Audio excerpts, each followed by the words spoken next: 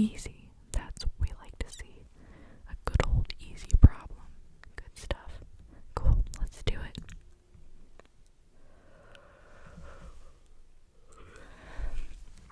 Oh, sweet. Okay. Okay, nice. So here we are in our kind of development studio, and on the left we have the problem description, and on the right we have where we can code. Let's look at the description. So it says number 1, do some easy. Alright. Okay, so given an array of integers called nums and an integer target, return indices of the two numbers such that they add up to target. Cool. Okay, so we have an array of integers. If you aren't familiar with code, an array, alright, sorry for anyone who's a programmer, but in simplest terms, an array is basically a list, data structure. It's a data structure. In this case, it's a list of integers or numbers, and this variable is going to be called nums. So that's our first data input. Our next data input is just one integer, one number, and that one is called target. That's the name.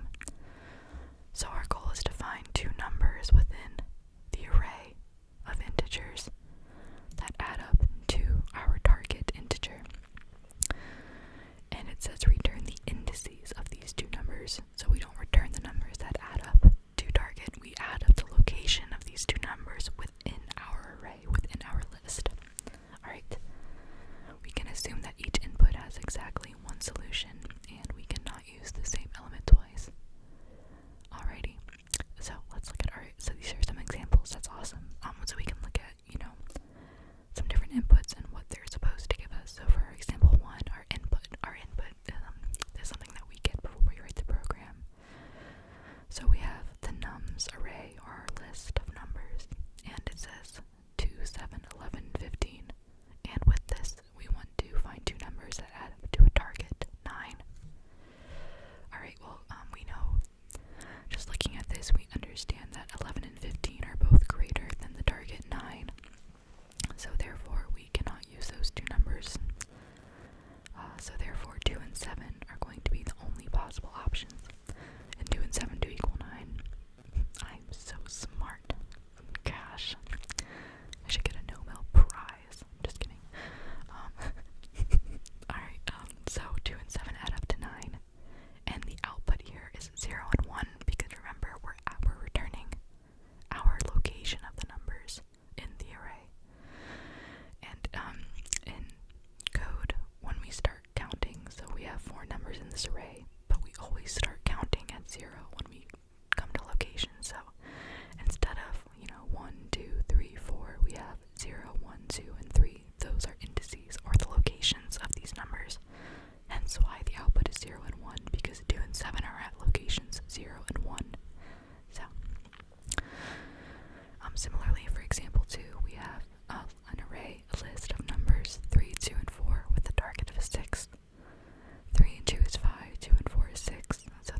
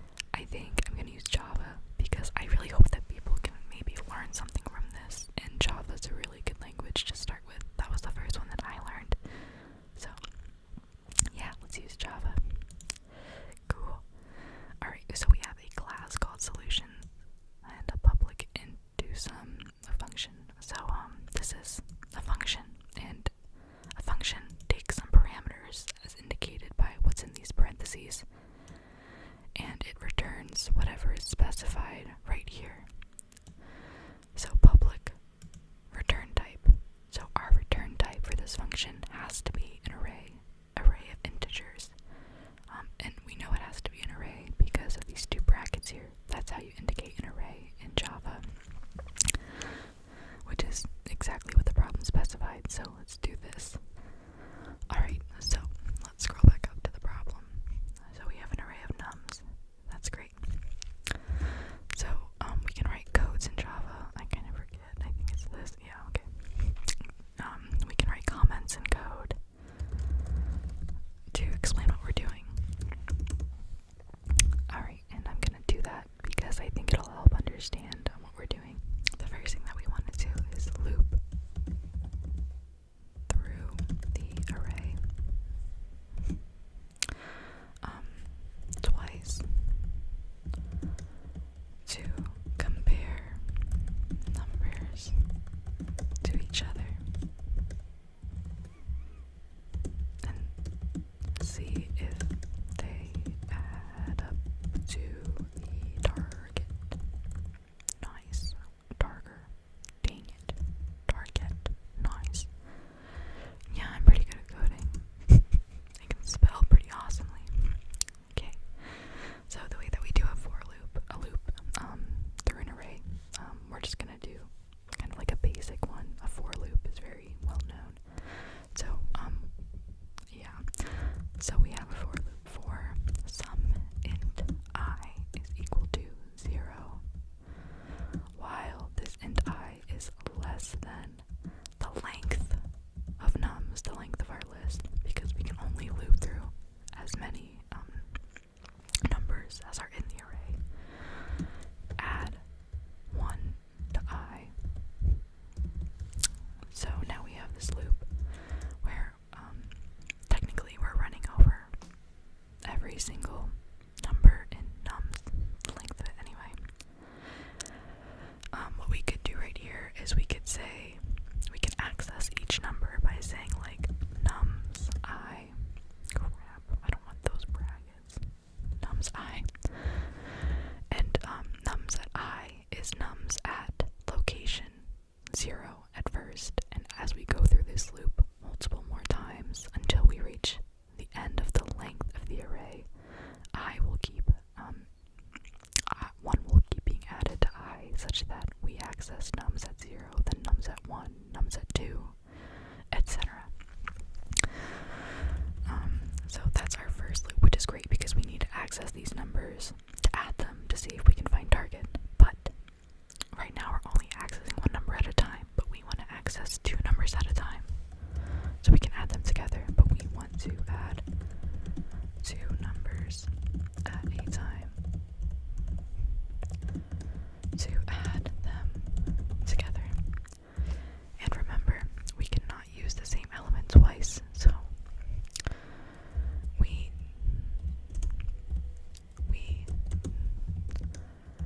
do not want, or we want to access different element from first loop, because there's no point in accessing the same number twice, because we only need it once. So therefore we're gonna have another loop that says for int I is equal to 1 this time. Similarly, we're gonna follow the same protocol as the one before, while I is less than, oh, excuse me, I forgot to change my variable name. We already have a variable called I, and we don't want to change it, so well, int j is equal to 0, while j is less than nums.length again. We're gonna do j plus plus. So now we have another variable that's gonna help us loop through our array. These curly brackets indicate that this what's gonna happen inside this for loop. And right now we have a for loop inside a for loop. Okay, so the next thing that we want to do is we want to now add numbers together. So we're accessing in our first round. Oh, this should be 1. I'm so sorry. Now we want to check if numbers add up to equal our target. So we're going to do an if statement. So we're going to say if nums at location I plus nums, man, come on, computer,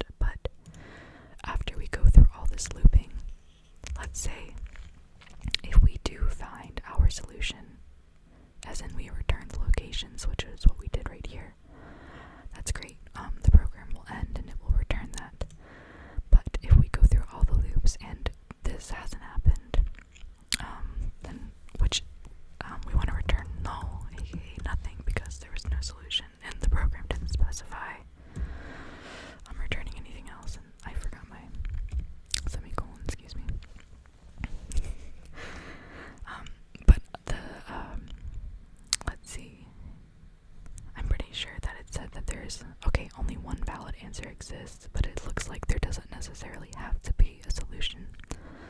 Not that makes sense to me anyway. Cool. Earlier I added this semicolon here. That is in Java how you indicate the end of a coding line. So this is one thing that's going to happen at a time. If I take this off, the program thinks that this line and everything after it until we hit a new semicolon is part of it. So let's save it. And your code is saved to local, upgrade to premium. No thank you. Alright, so we don't want to submit, we want to run and test. Run. Let's see. Test results. Okay, accepted. Runtime 0. Wow, I'm so fast. Just kidding. Okay, so it looks like our case 1 was worked, accepted. Let's see, case 2 accepted, case 3 accepted. Oh my gosh. Great. Okay, cool. Coolio Julio, as they say. Well, I don't really know who says that. I do. Do you say it? Okay. Alright, so we did it. Now let's submit. When we do this, I'm pretty sure it's gonna have more test cases. And it's gonna say how. Oh no. Oh my gosh. Guys, I did it wrong. Wait. Okay, so this is curious. Oh, I see the problem. Okay, so what happened here is, in this input we have 2, 5, 5, 11, and it's saying that our output was 1 and 1 when it should have been 1 and 2. So these are the locations, remember? So at 1 and 1, that's 5 and 5. So for some reason our program added things at the same location, which is not what we wanted. See, that's curious to me.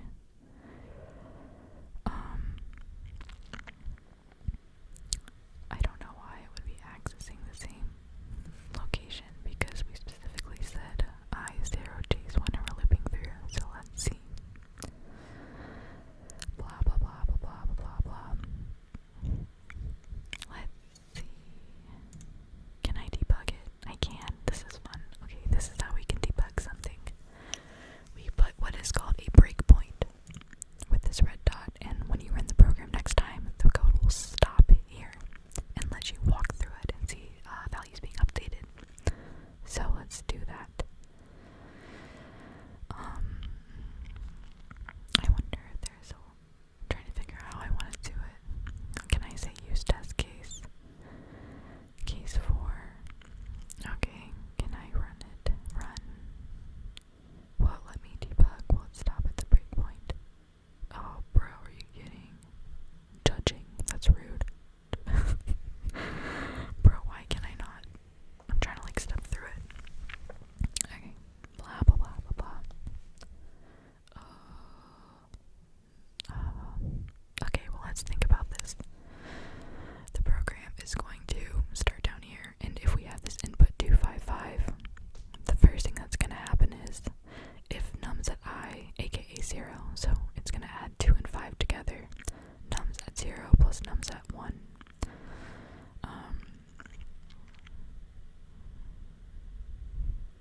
Yeah, so that's 7, which is not true. So the next thing it's going to do is it's going to increment j and loop this again. Num's at 0 plus num's at 2, num's at 0, num's at 3, etc. equals target, which we know is not true.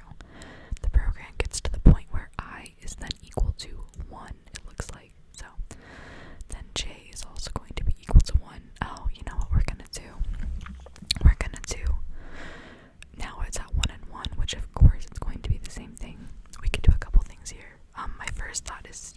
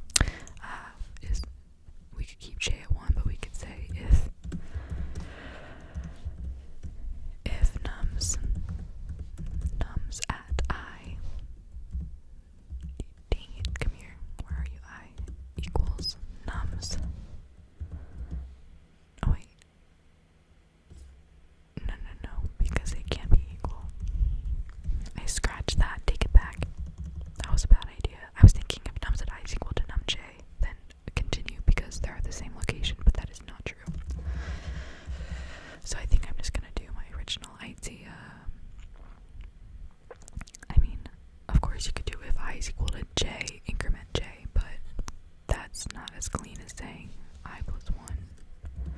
We might get an out of bounds error because if j is equal to I plus 1, then we might go past the bounds of the array. But let's just run it. Blah blah blah blah blah. Judging. Yay. Crap. Wait, bro, are you serious? Case 4. Wait, no. It says it. Okay, case 4. Correct 1, 2. Okay. Yay, we're so awesome. Great job, everybody. We are doing great. Okay, now let's submit it again. We are the best coders ever. Yay, I did it. Okay, runtime. Beats 40% of users. God dang it, that is so embarrassing. That's terrible. That's like getting a 40% on a test. Oh well, I still graduated, so it doesn't matter. Cool. Okay, so we finished the program. Okay, well, it looks like that took longer than I thought. That's really embarrassing. Yeah, thank you so much for kind of sitting with me and coding this Leet Code problem with me. This was fun. This was a fun way to like get my toes wet into the coding world again. Yeah, it's been a minute, but if you're a coder yourself, I hope we're friends now. And if you aren't, I really hope that you look into it and maybe try something like Code Academy or start looking up videos or even try Leet Code.